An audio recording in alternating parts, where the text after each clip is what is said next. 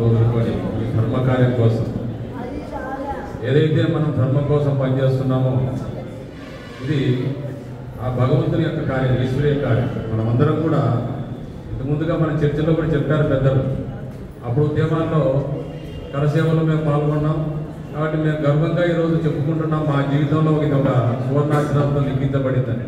అలాగే మనం కూడా ఇది ఒక లక్షలాది మంది కలిసేటువంటి దేవాలయాల కోసం, ధర్మం కోసం, ఆ భగవంతుని కోసం మనమందరం కూడా సమయం ఇచ్చి పనిచేసినట్టయితే మన జీవితంలో ఒకసారి అవసాన కాలంలో మనం తిరిగి చూస్తే మన జీవిత పుస్తకంలో ఇది కూడా ఒక పేజీ, ఒక సువర్ణాక్షరాలతో రాసుకున్నటువంటి వారు అయ్యా నేను కూడా అప్పట్లో పాల్గొన్నానని మన పిల్లలకు, వారి పిల్లలకు కూడా మనం తెలియజేయడం కోసం.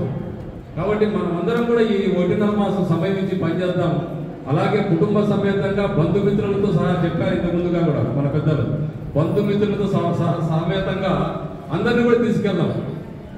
ఎట్లంటే ఒక్కసారి ఈ సంఘటితంగా మనం చూపించకపోతే, హిందూ సమాజానికి అందించకపోతే ఇంకా భవిష్యత్తులో హిందువులకు భవిష్యత్తు అనేది ఉండదండి. కాబట్టి అన్ని రాజకీయ పార్టీలు కూడా ఎక్కడైతే జనబలం ఉంటుందో వారి పక్షే మాట్లాడుతున్నారు. దానికోసమే హిందూ సమాజం కలవాల్సినటువంటి అవసరం వచ్చింది, మనమందరం సంఘటితం కావాల్సిన అవసరం వచ్చింది. కాబట్టి మీకు తెలియని విషయం కాదు, మరలా గుర్తు చేస్తున్నాం.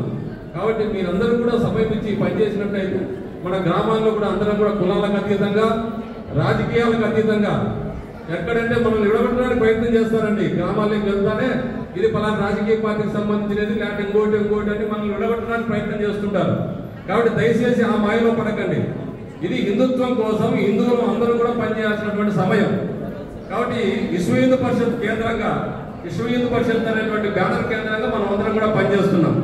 కాబట్టి అన్ని హిందూ సంఘాలు, దేవాలయ కమిటీలు, ధార్మిక సంస్థలు, ఏవైతే సత్సంగ కమిటీలు అందరూ కూడా పనిచేయాల్సినటువంటి అవసరం ఉంది. మనకంటూ ఒక నావ దొరికింది, ఇప్పుడు ఒక గొప్ప పడవ దొరికింది. దాని ఆధారంగానే మనం ఈ యొక్క హిందుత్వాన్ని తీసుకెళ్తాం. కాబట్టి ఆ విధంగా అందరం కూడా పనిచేద్దాం. సమయం నుంచి కాలాతీతమైంది కాబట్టి ఎక్కువ చెప్పడానికి వీల్లేదు. మరి మనము ఈ యొక్క చిన్న సమావేశాలు ఉన్నాయి కదా, అక్కడ మరలా దీన్ని విశదీకరిస్తాం. మళ్ళీ అద్భుతంగా దాన్ని ఇంకా ఎంతవరకు తీసుకెళ్లాలో ఆ విషయాలను కూడా చర్చించుకుందాం. ఇప్పుడు ధర్మవరం 40 పాటలు కూడా 5 భాగాలు అనుకున్నాం. ఈ 5 భాగాలుగా ఫస్ట్ కూర్చుందాం, 5 భాగాలుగా మాట్లాడుకుందాం.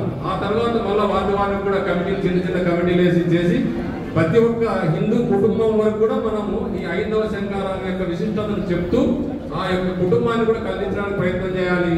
అలాగే గ్రామాల నుంచి వచ్చినటువంటి హిందూ ప్రతినిధులు మీ అందరికీ కూడా విజ్ఞప్తి ఏమంటే, ప్రతి ఒక్క హిందూ కుటుంబానికి, మన యొక్క గ్రామంలో ఉండేటువంటి పంచాయతీలు ఉన్నటువంటి చిన్న గ్రామానికి, చిన్న గ్రామంలో ఉన్నటువంటి చిన్న కుటుంబం వరకు కూడా మనం ఈ యొక్క 5వ శంకారం యొక్క విషయాన్ని తెలియజేస్తూ వారిని కలిగించడానికి ప్రయత్నం చేద్దాం.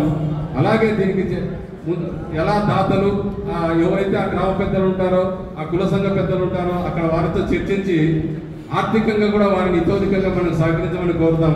ఆ విధంగా మనం ఈ కార్యక్రమాన్ని జయప్రదం చేద్దాం. మీరు అందరూ కూడా సమయం ఇచ్చి పనిచేస్తారని ఆశిస్తూ ఇక్కడికి వచ్చేసినటువంటి మీ అందరికీ కూడా ఈ యొక్క విశ్వ హిందూ పరిషత్ తరఫున ప్రత్యేక ధన్యవాదాలు తెలియజేసుకుంటున్నాం.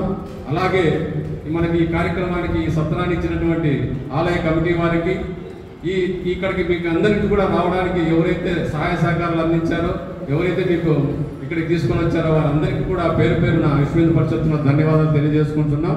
జై శ్రీరామ్, జై శ్రీరామ్. అందరూ